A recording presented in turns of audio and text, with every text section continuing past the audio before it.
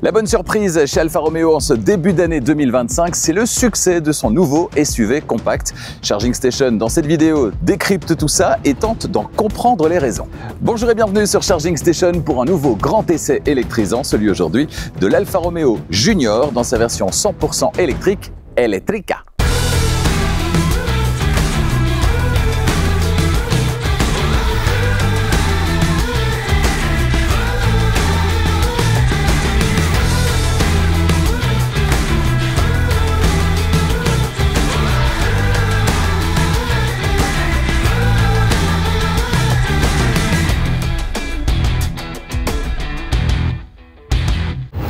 Cet essai vous est proposé par Arval, solution de leasing pour professionnels et particuliers.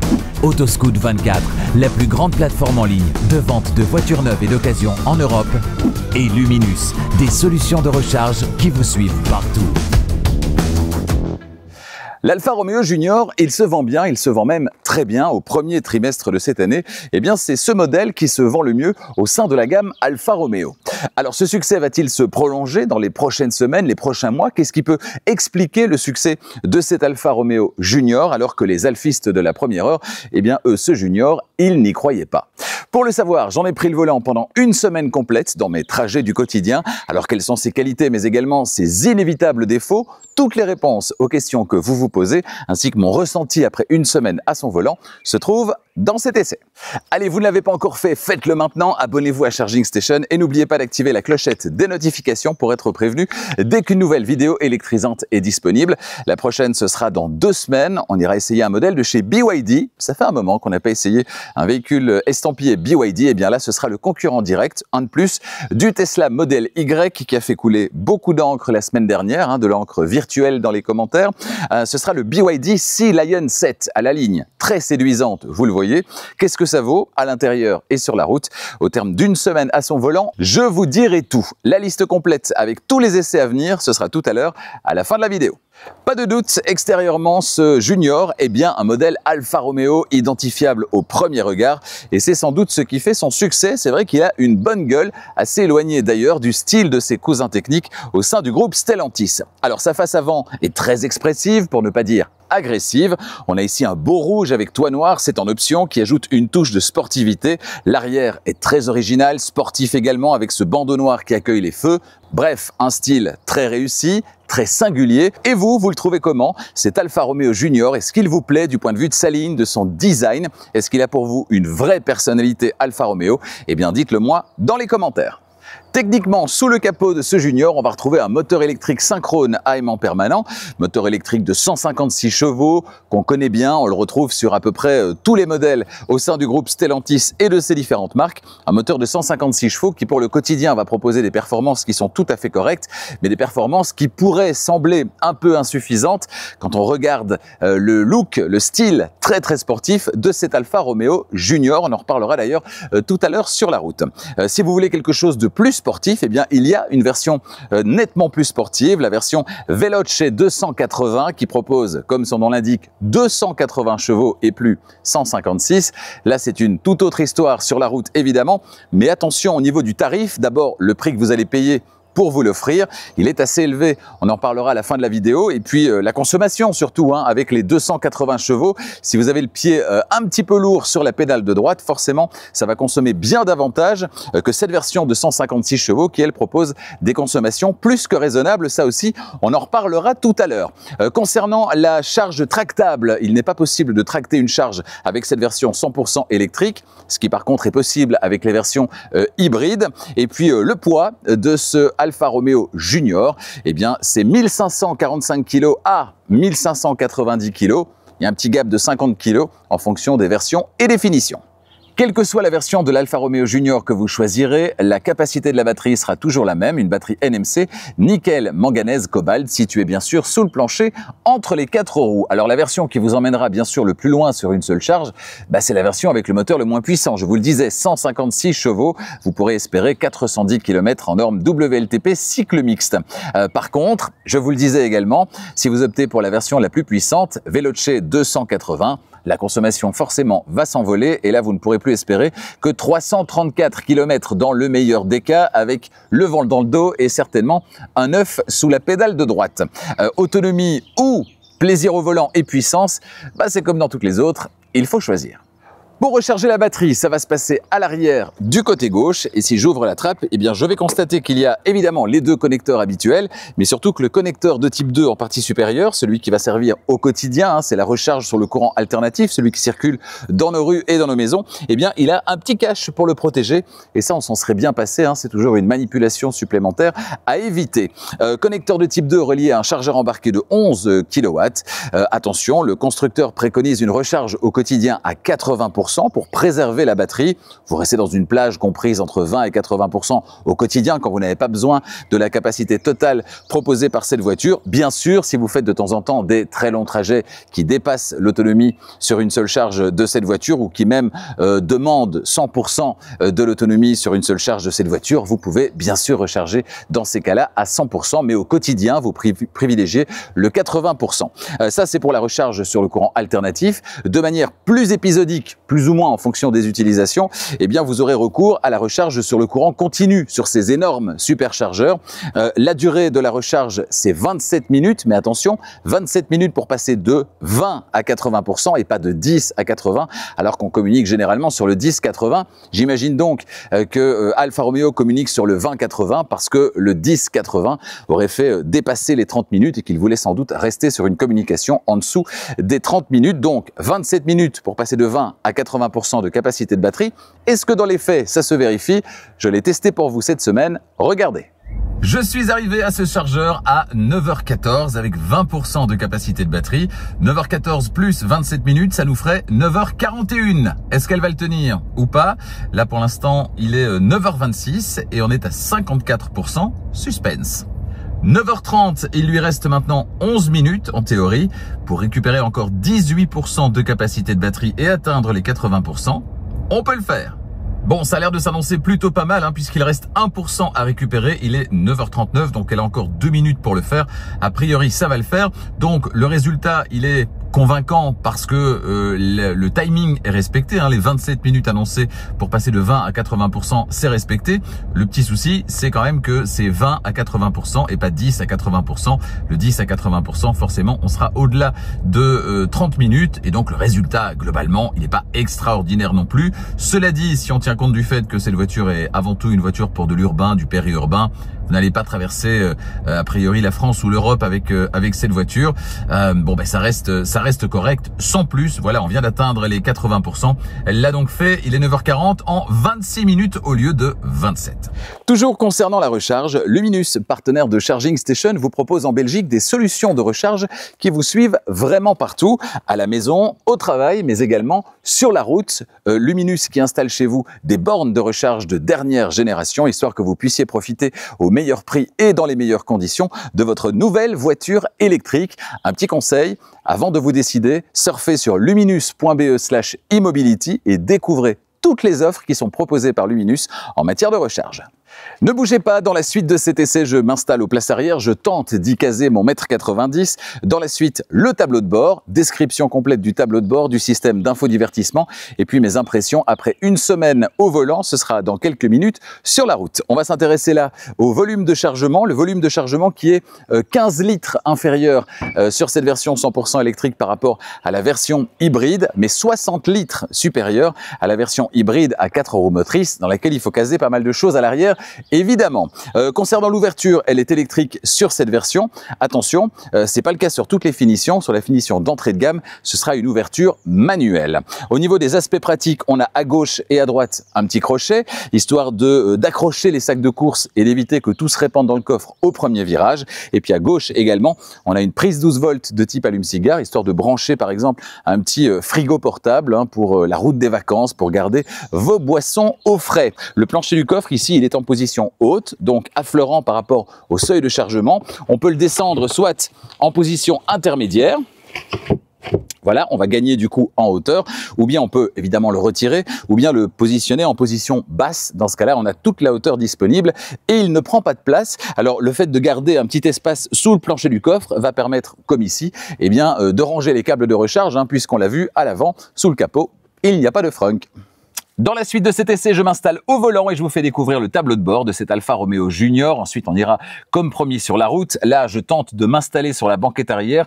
Y est-on bien installé? Eh bien, pas vraiment, hein, sans surprise, quand on mesure 1,90 m et que le siège avant est réglé pour m'en mettre 90, à l'arrière, c'est un petit peu compliqué.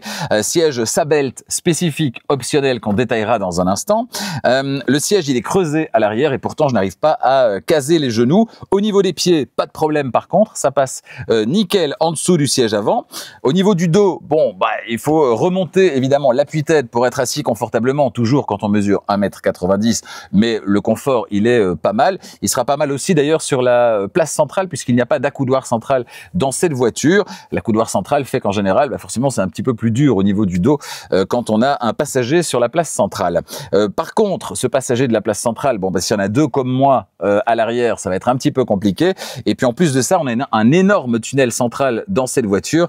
Et là, évidemment, pour placer les pieds du passager central, alors que à gauche et à droite, on doit placer les genoux de part et d'autre du siège avant, tout ça est un petit peu compliqué. Attention, toute proportion gardée, tout ça est compliqué quand les deux mesurent 1,90 m. Si vous êtes plus petit, évidemment, il n'y aura absolument pas de problème. Un conseil que je peux vous donner, c'est d'essayer globalement cette voiture sur la route, bien sûr, mais aussi en famille, histoire de voir si tout le monde trouve sa place. L'aspect connectique, alors on n'a pas grand-chose. On a une prise USB-C ici, positionnée à l'arrière de la console centrale. Le seul avantage, c'est qu'elle est positionnée relativement haut, donc ça, c'est plutôt pratique, mais il n'y en a qu'une.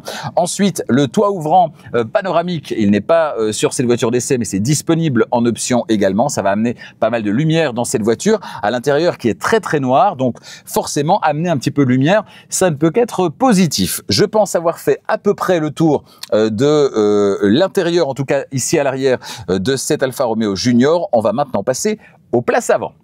Quand on s'installe au volant de cet Alfa Romeo Junior, certainement avec ses sièges baquets et la casquette à double bosselage au-dessus de l'écran instrument, l'ambiance sportive est bien le rendez-vous. On fait corps avec la voiture dans ses sièges au maintien qui est excellent et on ne demande qu'à enfoncer l'accélérateur. Et puis les minutes passent et on commence à porter le regard un petit peu partout et là, c'est un peu moins la fête avec d'une part des éléments qu'on a déjà vus chez Citroën ou Jeep, par exemple, comme les 4 boutons en haut du tableau de bord qu'on retrouve entre autres dans l'Avenger et puis surtout ce sélecteur de vitesse que j'ai l'impression de voir partout chez Stellantis.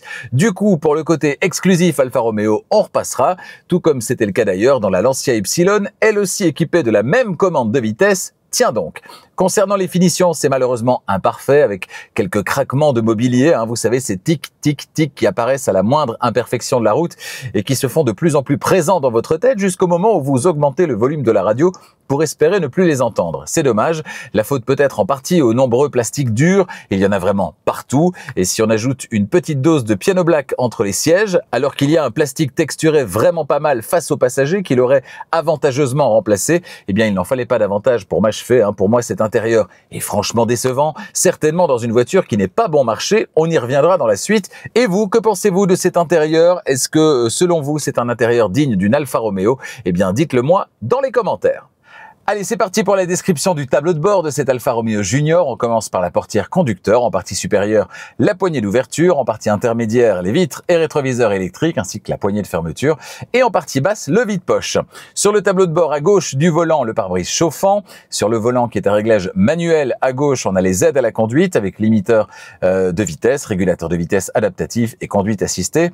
Et à droite, la commande vocale, le téléphone, le volume et les commandes audio. Derrière le volant, les commodos avec à gauche les clignotants et les éclairages, à droite les essuie-glaces à l'avant et à l'arrière, ainsi qu'à l'extrémité la navigation dans les données de l'écran instrument. L'écran instrument ensuite d'une diagonale de 10,25 pouces. Alors comme à chaque fois chez Stellantis, on va pouvoir personnaliser tout ça. On va laisser enfoncer le doigt ici, voilà.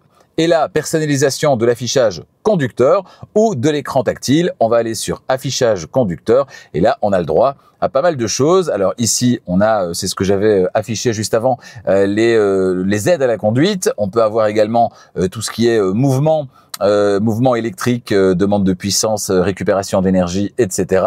On a ici la navigation, ici la partie audio. Voilà, on peut aller dans l'autre sens également avec les données de conduite qu'on peut avoir également, on l'a dit, avec le bouton ici pour les appeler. On va laisser ce qui était là, c'est-à-dire la conduite assistée, voilà, les aides à la conduite. On peut revenir en arrière. Et je vous le disais, si vous voulez naviguer dans les infos de conduite, eh bien une pression ici et vous avez la consommation instantanée, le trajet 1 et le trajet 2. Voilà, et tout ça va revenir à la normale d'ici quelques secondes. Même chose pour l'écran tactile dont on peut déjà parler. Le principe est exactement le même. Vous allez pouvoir personnaliser les pages que vous allez voir s'afficher l'une après l'autre. Vous allez pouvoir personnaliser le widget central et les widgets latéraux à gauche et à droite. C'est vraiment pas mal. Ça, c'est un gros plus en termes de personnalisation. C'est vraiment chouette. Alors, pas d'affichage tête haute disponible dans cette voiture. Plus à droite, tout en haut et au centre de la console centrale, au milieu des deux aérateurs centraux, les boutons maison, voiture, feu de détresse et le verrouillage centralisé. Ensuite, juste en dessous, assez bas donc, c'est dommage, l'écran d'infodivertissement d'une diagonale de 10,25 pouces également. On y revient dans un instant. Une ligne de boutons physiques. Ensuite, elle aussi, on l'a déjà vu ailleurs, avec à gauche le bouton rotatif de contrôle du volume et à droite les commandes relatives au chauffage et à la climatisation. Ensuite, une zone de recharge par induction et de part et d'autre des prises USB, USB-A à gauche et USB-C à droite. Plus en arrière, le bouton de démarrage, puis le sélecteur de vitesse. Ensuite, deux commandes. À gauche, les drive modes, donc les modes de conduite. Et puis à droite, on a également le frein de parking électrique. On a ensuite un vide-poche compartimenté. On va pouvoir d'ailleurs déplacer les petites séparations, histoire de se faire ou pas des porte-gobelets. Porte-gobelets à cet endroit, franchement, c'est pas très pratique d'aller chercher sa boisson là-bas dans le fond. Voilà, c'est pas la solution la plus évidente, mais c'est ainsi que c'est prévu dans cette voiture. On a ensuite l'accoudoir central avec un beau revêtement ici en Alcantara, accoudoir central qui va coulisser. Vous allez pouvoir l'ouvrir également et dans ce cas-là, vous découvrirez ce qui se passe en dessous, à savoir un petit espace de rangement supplémentaire qui est toujours le bienvenu. La boîte à gants, enfin, elle est de contenance tout à fait correcte. Elle est surtout extrêmement profonde et ça, c'est plutôt sympa. Et puis, on va jeter un petit coup d'œil au niveau du plafonnier. Alors, en général, il se passe pas grand-chose. C'est les boutons de détresse et les éclairages. Ici, on a quand même un bouton spécifique dans cette voiture, deux appuis sur ce bouton central et vous avez soit l'ouverture, soit la fermeture électrique du coffre dans les versions, évidemment, qui en sont équipées. Voilà pour la description du tableau de bord. On va s'intéresser plus précisément maintenant au système d'infodivertissement. Allez, avant de prendre la route, coup d'œil du côté du système d'infodivertissement, un système qu'on connaît bien évidemment, on le retrouve dans pas mal de voitures chez Stellantis. Le fonctionnement est toujours à peu près le même, avec des widgets, on l'a vu, sur plusieurs pages. On a ici la page principale, une deuxième, une troisième. Voilà, on peut organiser ça absolument comme on le souhaite et ça c'est assez pratique. On a ici tout ce qui est température, extérieur, intérieur. On est en automatique pour ce qui est de la climatisation. On a ici tout ce qui est connectique et l'heure. Et puis on a, si on descend ici, eh bien un autre petit menu avec la gestion des appareils, du Wi-Fi ou encore ici le profil de conduite qui est actif. Voilà, donc ça c'est le menu principal. On peut bien sûr rentrer dans les menus si on le souhaite et notamment dans les paramètres ici. Voilà, ça c'est les profils, on l'a vu, personnalisation au niveau des couleurs, couleurs intérieures, etc. La connectivité, on l'a vu également, le système, luminosité, audio, assistant vocal, véhicule, mise à jour. La voiture a effectué une mise à jour d'ailleurs durant cette semaine d'essai. Tout s'est passé en quelques minutes, c'était très efficace. Alors on peut soit faire apparaître, soit faire disparaître ce menu. On peut rappeler ici avec le bouton maison le menu principal. On a le mur d'application également. Alors ici on a la climatisation, on a les médias, on a la commande vocale, on a des jeux également, la navigation et le téléphone ou encore entre autres les paramètres disposés dans ce menu. C'est sympa également, voilà, tout ça est assez clair, finalement ça demande très peu d'adaptation, d'autant plus qu'on peut personnaliser pas mal de choses et se constituer finalement son tableau de bord, celui qui vous ressemble, celui qui vous permet d'accéder facilement aux fonctions principales, celles dont vous avez besoin régulièrement, ce qui n'est pas forcément le cas de votre voisin, chacun a ses petites habitudes. Bon, en matière d'habitude, il y en a une qu'on a nous, c'est à chaque fois d'aller dans navigation et d'aller rechercher évidemment une petite destination qui est Marseille. Voilà, Marseille, France, c'est sélectionné. On va aller au centre de Marseille et on y va, c'est parti. Alors on est à 19% de batterie, donc c'est pas l'idéal pour entamer un long trajet, mais on va voir ce que le système va proposer. Voilà, une vingtaine de secondes de patience et là on a une ribambelle d'arrêts de recharge qui sont ajoutés. Vous voyez, c'est assez impressionnant. 9 arrêts de recharge. Voilà, c'est indiqué ici d'ailleurs, 9 arrêts pour rechargement. Donc ça fait vraiment beaucoup, c'est vrai. Et bon, cette voiture, c'est pas clairement une routière, hein. C'est pas avec cette voiture que vous allez tous les jours traverser la France ou traverser l'Europe. Cela dit, de temps en temps, s'il faut faire un long trajet, c'est possible, mais on l'a vu, là, ce sera clairement moins confortable avec cette voiture qu'avec une autre voiture qui dispose d'une plus grosse batterie. Avant de démarrer, encore un point, il s'agit des caméras, la caméra de recul et la vue à 360 degrés, qui n'est pas une vraie vue à 360 degrés, puisqu'on le sait, il n'y a pas de caméra latérale, et donc c'est pour ça qu'on a cette zone grisée. Dès le moment où je vais commencer à reculer, eh bien, voilà, la zone réellement filmée va passer sur le côté, et donc on a une simulation de caméra 360 degrés, c'est pas un vrai système de caméra à 360 degrés, et c'est dommage, et c'est pas propre à cette voiture, mais bien à pas mal de voitures au sein du groupe Stellantis. Ici, la vue arrière classique avec les lignes guides, ici la vue arrière élargie, voilà, on referme ça. Voilà pour ce qui est de la marche arrière et de la caméra de recul et de cette pseudo caméra 360. On va maintenant filer sur la route. Pour démarrer, une pression sur le bouton Start dont on se serait bien passé, surtout que comme on est chez Stellantis, une petite pression rapide ne suffit pas, il faut rester une demi-seconde appuyé sur le bouton. En termes d'expérience utilisateur, c'est pas génial, même si on s'y habitue, bof bof.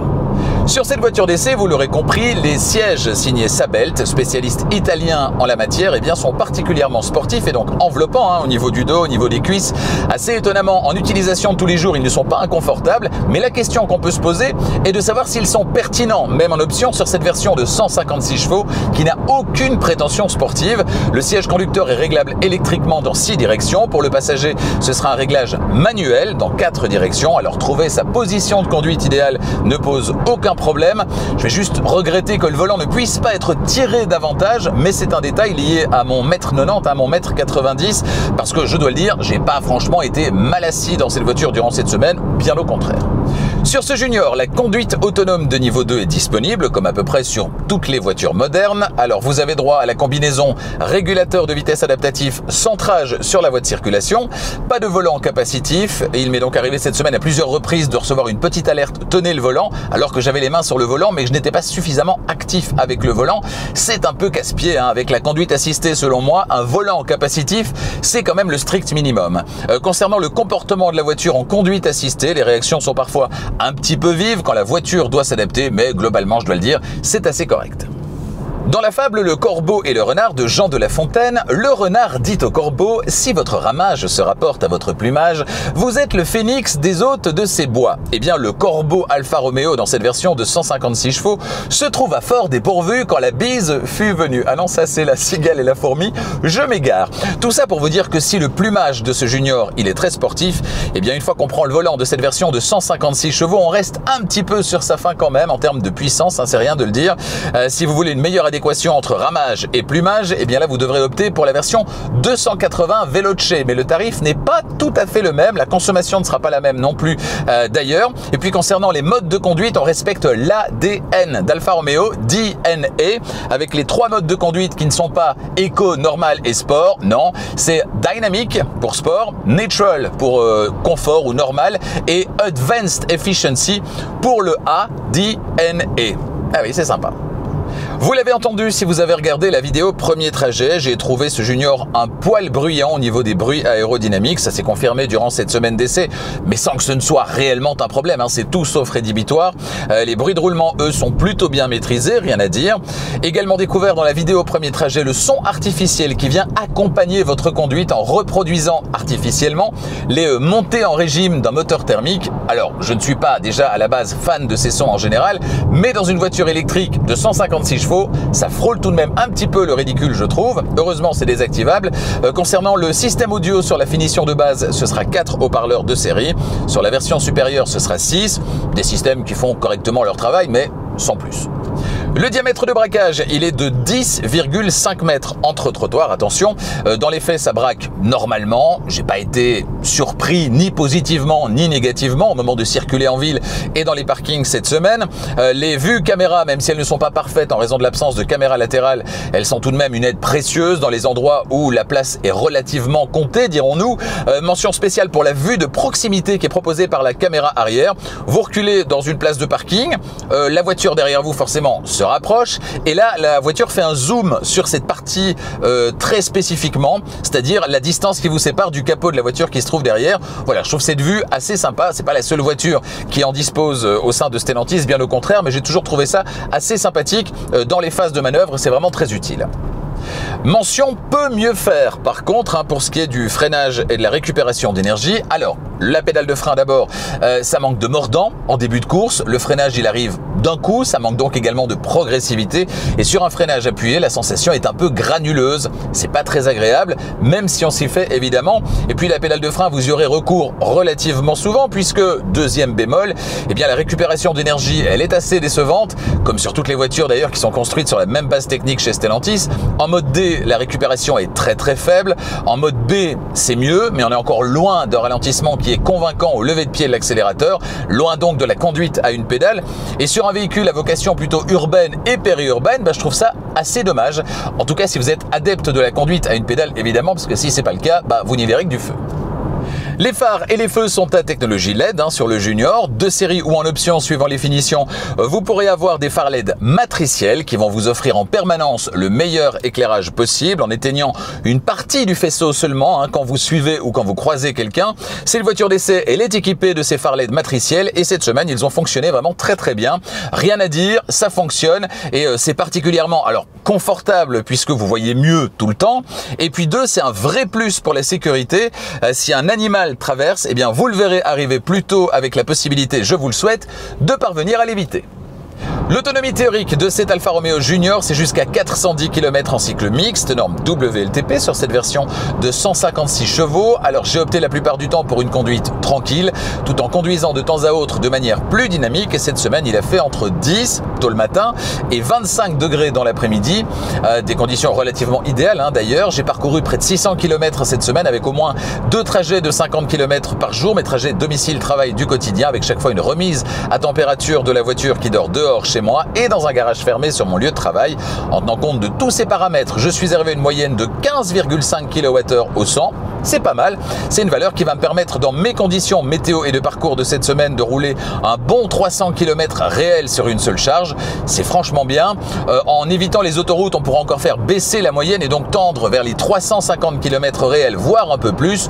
Compte tenu de la vocation urbaine, périurbaine de ce Junior, c'est plutôt bien. Bien sûr, vous pourrez occasionnellement faire des plus longs trajets, mais on l'a vu tout à l'heure, le Bruxelles-Marseille va vous imposer de très nombreux arrêts. Il va falloir composer avec. Les prix, les voici à présent pour la Belgique, la France et la Suisse. Alors cet exemplaire d'essai est une version Elettrica Speciale et facturée en Belgique à partir de 38 670 €, 38 670 €, hors option évidemment. Alors les options dont cette voiture d'essai est équipée, il y a entre autres la peinture métallisée Biton, rouge et toit noir, une option facturée 1 500 € en Belgique. On a le pack sport spécial, 2 500 € qui comprend le volant cuir Alcantara, les sièges baquets signés Sabelt en cuir et Alcantara, réglable pour ce qui est du siège conducteur électriquement. Le pack Tech spécial et light 1 500 € qui comprend entre autres la recharge par induction à l'avant, les phares matriciels, les rétros extérieurs chauffants électriques et avec détection des angles morts. Prix total de cet exemplaire d'essai en Belgique, 44 180 €. Surfez sur le site internet d'Alfa Romeo qui correspond à votre pays. Configurez votre Alfa Romeo Junior idéal et déterminez votre prix. Toujours concernant le prix, Arval, partenaire de Charging Station, vous propose des solutions de location longue durée, de leasing pour les entreprises, mais également pour les particuliers. Alors dans les deux cas, il y a au moins 2 avantages principaux. Le premier, c'est que la mensualité est la même du premier au dernier mois et tout est compris. La mise à disposition de la voiture, mais également tous les services annexes, l'assurance, l'entretien, le remplacement des pneus, etc., etc. Et puis deuxième avantage, combien vaudra cette voiture ou n'importe quelle autre dans 3 ans, 4 ans ou 5 ans? Eh bien, bien malin est celui qui connaît la réponse aujourd'hui. Avec une formule de leasing, de location longue durée, vous n'avez pas à vous soucier de ce critère, vous n'avez pas à vous soucier de combien vaudra la voiture à la fin du contrat, ce n'est pas vous qui prenez le risque, c'est la société de leasing. Demandez donc une offre pour cette voiture ou n'importe quelle autre. Ça se passe sur le site internet d'Arval qui correspond à votre pays. N'oubliez pas, une offre n'engage à rien. Votre prochaine voiture, vous en avez besoin ou envie tout de suite? Eh bien, c'est possible grâce à Autoscout24, la plus grande plateforme de vente de voitures en ligne en Europe. Sur Autoscout24, actuellement, plus de 100 000 voitures vous attendent et sont donc disponibles immédiatement. Des voitures d'occasion, des voitures plus récentes également, des véhicules neufs aussi. Et parmi toutes ces voitures, de plus en plus de voitures 100% électriques. Il y a de très belles affaires à faire en occasion avec les véhicules 100% électriques relativement récents. Autoscout24, c'est également une plateforme qui vous permet de faire reprendre votre véhicule actuel. Vous rentrez ses caractéristiques sur le petit formulaire et en retour, eh bien, vous recevez une offre de reprise. Sur Autoscout24, le site internet, vous avez également une partie qui est maintenant entièrement dédiée à la mobilité électrique avec un calculateur d'autonomie, un calculateur de temps de recharge également. Allez y faire un petit tour si vous passez à la voiture électrique et que vous souhaitez vous rassurer, voir quel sera le temps que vous devrez patienter pour récupérer une telle quantité d'énergie ou quelle sera l'autonomie à laquelle vous aurez droit dans telle ou telle circonstance. Allez faire un tour sur le site internet. Autoscout24, c'est également l'application Autoscout24 qui vous permet d'avoir en permanence 7 jours sur 7, 24 heures sur 24, eh bien, la puissance de recherche, le moteur de recherche et la base de données d'Autoscout24 dans le creux de la main, disponible à n'importe quel moment. Allez faire un tour également sur le Play Store ou sur l'App Store, histoire de télécharger l'application Autoscout24. Elle est gratuite. Autoscout24.be, c'est pour la Belgique. Autoscout24.fr, c'est pour la France. Oui, en conclusion, sans conteste, le design de cet Alfa Romeo Junior est très réussi et participe sans aucun doute au succès de ce modèle. Mais je dois vous avouer que je suis quand même resté un petit peu sur ma faim en termes de prestations. On retrouve sous le capot le gentil moteur Stellantis de 156 chevaux, un moteur qui est suffisant pour les petits trajets du quotidien, mais pas assez puissant, je trouve, pour se retrouver sous le capot d'une Alfa Romeo en raison de son manque de caractère. Alors évidemment, il existe une version 280 Veloce qui, avec 280 chevaux, sera nettement plus enthousiasmante, mais cette version, elle démarre à plus de 45 000 € en Belgique, près de 47 000 en France, et avec quelques options, on évite largement à plus de 50 000 €. C'est cher, très cher, un moteur de 200 chevaux en entrée de gamme eût été selon moi plus cohérent avec le positionnement plus sportif et premium d'Alfa Romeo au sein de la galaxie Stellantis. Et puis il y a beaucoup trop de plastique dur à l'intérieur, surtout dans cette gamme de prix, trop d'éléments également qu'on va retrouver sur d'autres productions de Stellantis, sur des marques qui ne sont pas forcément positionnées premium. Et ça justement, pour le côté exclusif, le côté premium, l'identité de marque Alfa Romeo, ben, ça le fait moyennement, je trouve. À bientôt sur Charging Station pour d'autres essais électrisants. Le prochain, je vous l'ai dit, ce sera dans 2 semaines. Un concurrent, un de plus pour le modèle Y de Tesla, ce sera chez BYD, le Sea Lion 7. Ensuite, on ira chez Fiat avec un modèle que je vous avais fait découvrir sur le Lingotto, l'usine mythique, historique de Fiat en Italie. Il s'agit donc de la Fiat Grande Panda, cousine technique de la Citroën IC3. On ira ensuite chez Zeekr durant les 2 semaines suivantes avec un modèle que vous m'avez demandé de tester lorsque j'ai testé le Zeekr X. Il s'agit de la Zeekr 001, une grande berline, sorte de break de chasse avec des airs de Porsche. Il y a vraiment pire comme référence. La semaine suivante, un modèle qui pourrait m'intéresser pour éventuellement remplacer la Polestar 2. Il s'agit toujours chez Zeekr donc du Zeekr 7X. C'est un SUV particulièrement élégant et notamment à l'intérieur, on verra ce qu'il en est en termes de performance. Durant les semaines suivantes, on ira par exemple chez Hongqi, on se souvient du gros EHS9, là ce sera une berline et plus un SUV, la berline EH7. Chez Smart, le Smart Hashtag 5, gros SUV, c'est le plus gros modèle Smart jamais produit, le Smart Hashtag 5 avec son intérieur lui aussi très très intéressant, sera à l'essai sur Charging Station. Et puis au rayon des SUV compacts, on ira chez BYD par exemple, chez BYD qui propose un SUV compact concurrent direct du Kia EV3 par exemple, élu récemment World Car of the Year, ou encore chez Skoda de l'Elroq qu'on a essayé également récemment sur Charging Station. Il s'agira du BYD Atto 2.